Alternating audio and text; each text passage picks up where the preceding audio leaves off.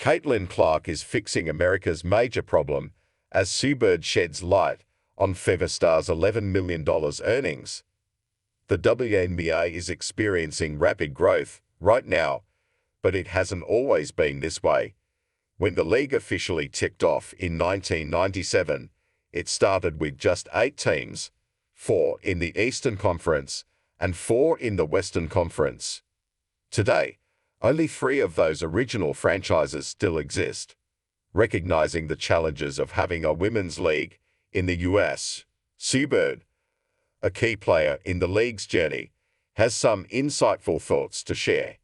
In the latest edition of the A Touch More with Sue Bird and Megan Rapinoe podcast released on December 10, the former Seattle Storm player teamed up with her wife to dive into a few topics surrounding the WNBA.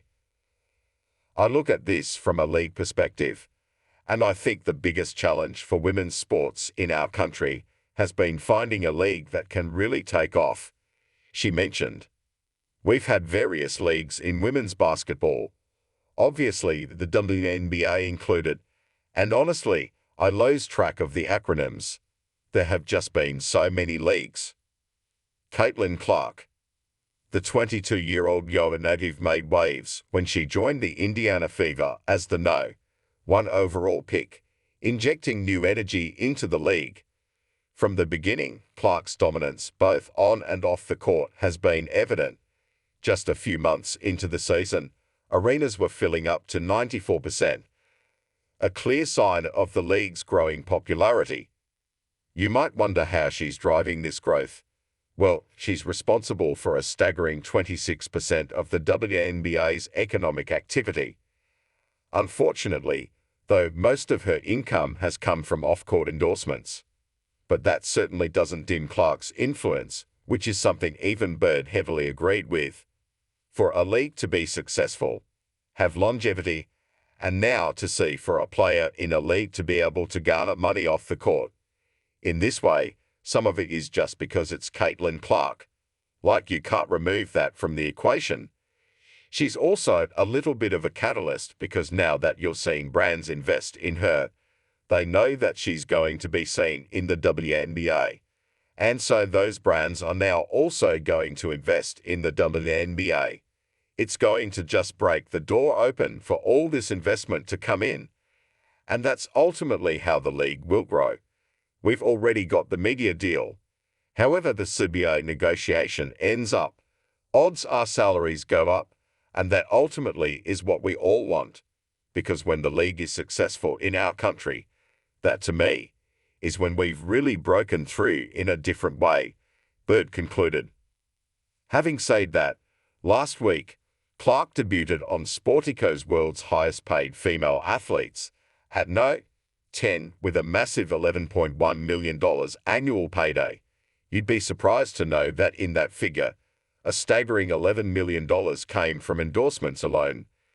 She has deals with Nike, State Farm, Gatorade, Panini, Wilson, Hy-Vee, Xfinity, Cambridge and Lilly.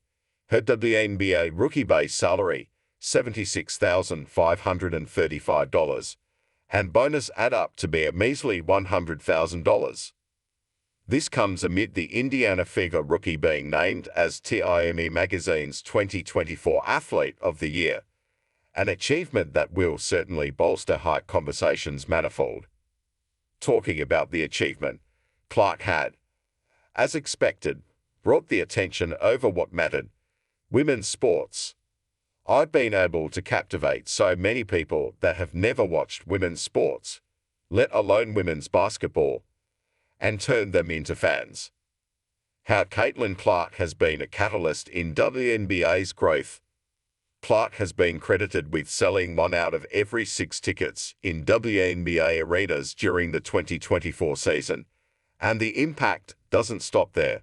Just taking the Figure Games into account, she has significantly boosted the league's broadcasting value, accounting for 45% of it. What was once a struggling team is now breaking records in viewership. But her impact had been felt well before her professional debut. Case in point, as per reports, Her college championship game between Iowa and South Carolina on April 7 this year averaged 18.9 million viewers and peaked at 24.1 million, becoming the second most watched women's sporting event outside the Olympic Games in the history of US television.